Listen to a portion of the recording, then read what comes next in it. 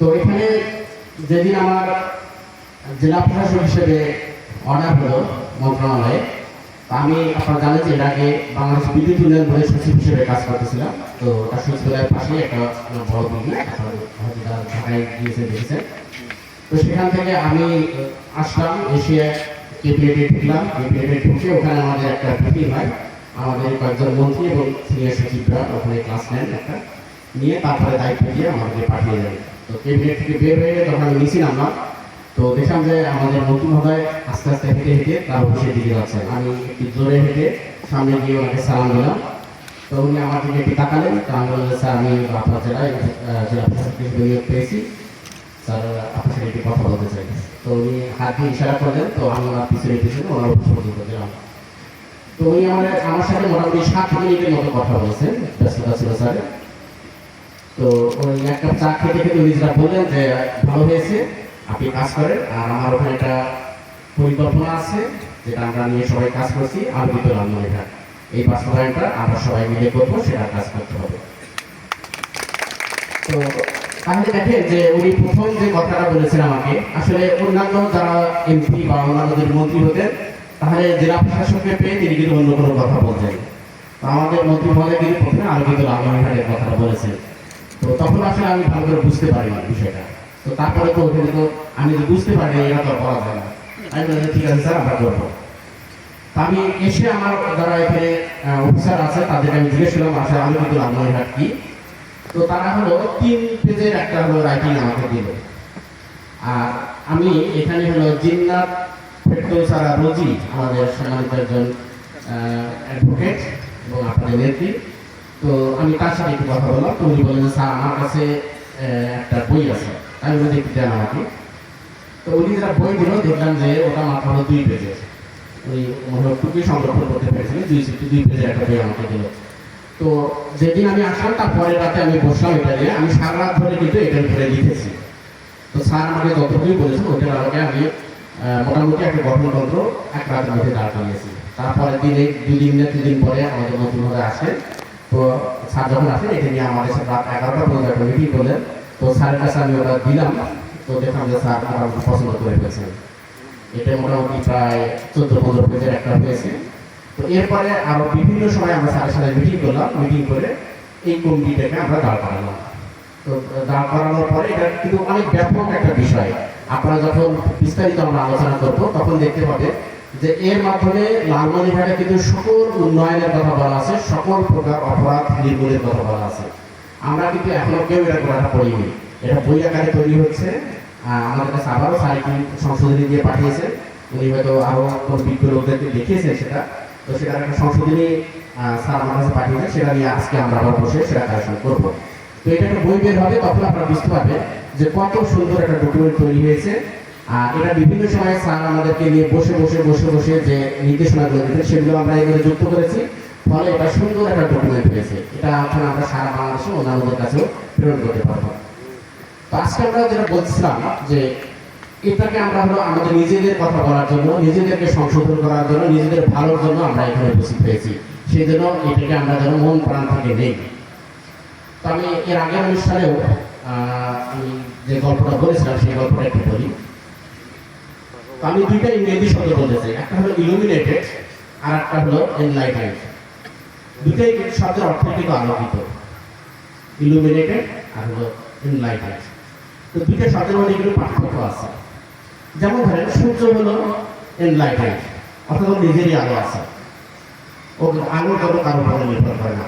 আর চাঁদ হলো ইলুমিনেটেড, অর্থাৎ সূর্যের আলো যখন তাদের উপরে পড়বে তখন সেটা আলোকিত হবে। এই বাতিটা হলো এনলাইটেড।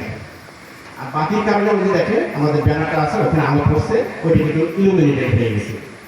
তো আমরা কিন্তু লালমনিরহাটের যে আলোকিত লালমনিরহাট, এটাকে আমরা বলছি এনলাইটেড লালমনিরহাট। অর্থাৎ আমরা নিজের আলো আলোকিত হবো, যে আলো সারা বাংলাদেশের অন্য জেলাগুলোতে ছড়িয়ে পড়বো। তাহলে এখানে অর্থগত দিক থেকে আমরা অনেক দূর নিয়ে গিয়েছি। আপনারা দেখেন যে আমাদের মহানবী ইসলাম হেরা পার্বতের গুহায়, তাই না, ওয়ার্ড কমিটি সকল সদস্যবৃন্দ ও সাংবাদিকবৃন্দকে আমার সালাম প্রণাম জানাচ্ছি। আমাদের মাননীয় মন্ত্রী ত্রাণ ও দুর্যোগ ব্যবস্থাপনা মন্ত্রণালয় জনাব আসাদুল হাবিব বিন্দু এমপি স্যারের একটি স্বপ্ন আমাদের লালমনিরহাট সদর উপজেলাটিকে সামাজিক যত বেধি আছে সে বেধি মুক্ত রাখা। তারই লক্ষ্যে আমাদের বিভিন্ন কমিটি গঠন করা হয়েছে। আপনারা অবগত আছেন যে আমাদের এখানে 4টি কমিটি গঠন করা হয়েছে: ওয়ার্ড কমিটি, ইউনিয়ন কমিটি, উপজেলা কমিটি এবং জেলা committee. Word committee, union committee, উপজেলা কমিটি 31 সদস্য বিশিষ্ট এবং জেলা কমিটি 51 সদস্য বিশিষ্ট। সম্ভাব্য 20 তারিখে তারিখ পরিবর্তন হতে পারে, সংযোজন প্রয়োজন হলে সেটি জানানো হবে। একটি র্যালি অনুষ্ঠিত হবে। সেই র্যালিতে আমরা সকলে একই ধরনের পোশাক পরে অংশগ্রহণ করব। সেখানে প্রায় 4000 লোকের মতো সমাগম হবে, যারা হচ্ছে আমরা সদস্য কমিটি। র্যালি শেষে একটি আলোচনা সভা হবে। আলোচনা সভায় তার কার্যপরিধি সম্পর্কে জানাবে। ওয়ার্ড কমিটির কার্যপরিধি কী হবে, ইউনিয়ন কমিটির কার্যপরিধি, উপজেলা কমিটি এবং জেলা কমিটি। সবচেয়ে বেশি কাজ যে কমিটিকে করতে হবে সেটি হচ্ছে ওয়ার্ড কমিটি। তাদেরকে তালিকা করতে হবে কে মাদক খাচ্ছে, কে বহন করছে, কে ব্যবসা করছে। এছাড়াও বাল্যবিবাহ রয়েছে। যদি আমরা সামাজিক অপরাধগুলোর কথা বলি, সামাজিক অপরাধগুলোর মধ্যে অন্যতম হচ্ছে মাদক, জুয়া, ক্যাসিনো, বাল্যবিবাহ, যৌতুক এবং দুর্নীতি। আপাতত এই কয়েকটি সামাজিক ব্যাধি নিয়েই আমরা কার্যক্রম অংশগ্রহণ করতে যাচ্ছি। এখানে সকলের অংশগ্রহণ, আপনারা যদি কমিটিটা লক্ষ্য করেন দেখবেন 31 সদস্য যে কমিটিটা গঠন করা হয়েছে সকল শ্রেণীর মানুষকে কিন্তু অন্তর্ভুক্ত করা হয়েছে। সেখানে শিক্ষক আছে, ইমাম আছে, পুরোহিত আছেন, প্রশাসন আছে, পুলিশ বাহিনী আছে, সেই সাথে রয়েছে আমাদের ইউনিয়নের গণ্যমান্য ব্যক্তি সহ সাংবাদিকবৃন্দ, যাতে কেউ আমরা কাউকে দেখিয়ে না দিতে পারি। সকলে মিলে কাঁধে কাঁধে ধরে আমরা যেন আমাদের ওয়ার্ডটাকে সুন্দর করতে পারি। যদি ওয়ার্ড সুন্দর হয়, ইউনিয়ন সুন্দর হবে, উপজেলা সুন্দর হবে, আমাদের দেশ সুন্দর হবে। আমাদের আগামী প্রজন্ম যাতে সুন্দর একটি দেশ পায়, সেই লক্ষ্যে আমাদের মাননীয় মন্ত্রী স্যারের একটি বিজয় আমরা সকলে মিলেই আশা করি সেদিন উপস্থিত হব রেলিতে। এবং যদি আপনারা কেউ মনে করেন এই কমিটিতে আপনারা সময় দিতে পারবেন না, তাহলে আপনাদের প্রত্যাখ্যান করতে পারবেন না, এখনো সুযোগ আছে। কিন্তু সময় দিতে হবে, কারণ এটা একটা আপনাদের কিন্তু কোনো প্রকার পারিশ্রমিক দেওয়া হবে না। প্রথমত হ্যাঁ, স্বেচ্ছামূলক একটি কাজ। তো সময় আপনাদের যদি খুব কম হয় বা আপনাদের সময় দেওয়ার মতো না থাকে, এবং আনুগত্য গঠনের লক্ষ্যে উপজেলা সামাজিক অপরাধ পর্যবেক্ষণ ও তদারকি কমিটির সম্মানিত আহ্বায়ক জনাব মনোনীতা দাস উপস্থিত রয়েছেন। উপজেলা সামাজিক অপরাধ পর্যবেক্ষণ ও তদারকি কমিটির সম্মানিত সদস্য সচিব এবং থানার সম্মানিত ভারপ্রাপ্ত অফিসার জনাব মোহাম্মদ সাদ আহমেদ উপস্থিত রয়েছেন। লালঘাট জেলা বিএনপি যুগ্ম সাধারণ সম্পাদক, বড়পুর শহীদ আবুল কাসেম মহাবিদ্যালয়ের সম্মানিত অধ্যক্ষ ভারপ্রাপ্ত জনাব এবিএম ফারুক সিদ্দিকী আজকের আলোচনা সভার সভাপতিত্ব করছেন। অত্র ইউনিয়ন পরিষদের সম্মানিত সুযোগ্য চেয়ারম্যান জনাব আলহাজ আব্দুল মজিদ মন্ডল, আহ্বায়ক ইউনিয়ন সামাজিক অপরাধ পর্যবেক্ষণ তদারকি কমিটি মহেন্দ্রনগর সদর লালমনিরহাট।